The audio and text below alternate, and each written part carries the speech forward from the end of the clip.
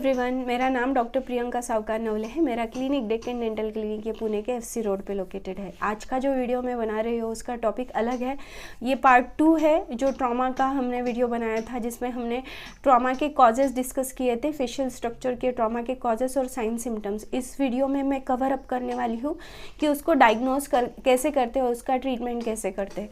तो डायग्नोसिस में सबसे पहले आता है पेशेंट का चीफ कंप्लेन क्या है, फिर ट्रॉमा कैसे हुआ था, कब हुआ था, कौन से सिचुएशन में पेशेंट था, उसको कैसे यहाँ पे लाया गया, वो सब चीज़ें डिटेल में पूछी जाती है। अलॉन्ग विद दैट पेशेंट को पूछा जाता है कि ट्रॉमा के पहले आपको क्या क्या प्रॉब्लम्स यानी कैसे फील कर रहे थे और बाद में आप कैसे फील कर रहे हो, क्या प्रॉब्लम आपने फेस की है ट्रॉमा होने के बाद, वो डिटेल्स में नोट डाउन करने पड़ते हैं कि कहीं पे न्यूरल इंजरी तो नहीं है, कहीं पे डिफ़िकल्टी एंड ब्रीदिंग, वो सब डिटेल में नोट डाउन करना पड़ता है, क्योंकि उस हिसाब से हमें फिर पेशेंट को ट्रीटमेंट देना होता है।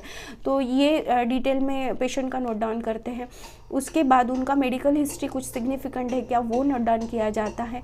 और क्लिनिकल एग्जामिनेशन जैसे प्रॉपरली देखा जाता है पेशेंट को, कहीं पे ब्लरिंग है क्या विजन में, डिफ़िकल्टी है क्या ब्रीदिंग में, डिफ़िकल्टी है क्या स्पीच में, स्लर्ड स्पीच है क्या, मुंह पे कहीं पे लैसरेशन है क्या, बोन में कहीं पे पेन हो रहा है क्या, फेशियल स्ट्रक्चर अनइवन है क्या, दांत कहीं पे टूटे हुए हैं क्या, वो सब डिटेल में नोट डाउन किया जाता है ताकि उस हिसाब से हम ट्रीटमेंट प्रोवाइड कर सकें।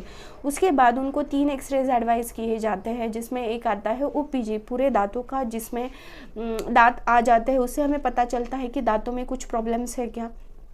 फिर लैटरल सेफ और फ्रंटल सेफेलोग्राम में ये देखने के लिए कहीं पे बोन के कहीं पे फ्रैक्चर दिख रहे हैं क्या, असिमेट्री दिख रहा है क्या, ये सब रूल आउट करने के लिए ओपीजी और लैटरल सेफेलोग्राम और फ्रंटल सेफेलोग्राम एडवाइस किया जाता है। उसके साथ भी कहाँ पे जो अगर डाउट है तो सीबीसीटी उस एरिया का एडवाइस किया जाता है, जस्ट टू रूल आउट कि कहीं पे और फ्रैक्चर्स दिख के आ रहे हैं क्या, क्योंकि ये 3 डिमेंशनल होता है तो हमें क्लियर कट आइडिया आ जाता है उसका डेप्थ कितना है फ्रैक्चर का, कहाँ पे हुआ है, कैसे हुआ है। तो ये सब होने के बाद, बेसिक इन्वेस्टिगेशन होने के बाद आता है पेशेंट का ट्रीटमेंट प्लान। तो कैसे ट्रीटमेंट प्लान करना है, अगर पेशेंट को माइनर इंजरीज है, सॉफ्ट टिश्यू रिलेटेड इंजरी है, तो पहले तो ब्लीडिंग कंट्रोल करना पड़ता है। सेकंड, अगर उनका डीप टिश्यू में कर्स गए हैं तो उनको मल्टी लेयर स्टिचिंग करके उसको रिजॉल्व करना पड़ता है। वो कॉस्मेटिक सर्जरीज़ में आता है या प्लास्टिक सर्जरीज़ में आता है। अगर पेशेंट को आइज़ में कुछ प्रॉब्लम है तो उसमें ऑफ्थेल्मोलॉजिस्ट का ओपिनियन लेके वो रिजॉल्व किया जाता है। अगर डिफ़िकल्टी इन ब्रीदिंग है तो नोज़ का प्रॉब्लम रिजॉल्व किया जाता है। अगर डिफ़िकल्टी इन स्पीच है तो टंग रिलेटेड या थ्रोट रिलेटेड जो इश्यूज़ है वो रिजॉल्व किए जाते हैं। अगर उनको बोन में कहीं पे पेन हो रहा है तो ऑर्थोपेडिक सर्जन की हेल्प लेके अगर फिक्सेशन रिक्वायर्ड है तो वो बोन को फिक्स किया जाता है, या फिर उनका मोबिलिटी कम हो के उनका हीलिंग फास्ट हो उसके लिए पेशेंट को ट्रीटमेंट दिया जाता है। ये सब होने के बाद लास्ट में आता है अगर डेंटल उनमें कुछ इशू है, अगर कोई दांत थोड़ा सा टूटा हुआ है तो उस टूटे हुए दांत को रेस्टोर किया जाता है विद द कंपोजिट फिलिंग और नॉर्मल फिलिंग मटेरियल।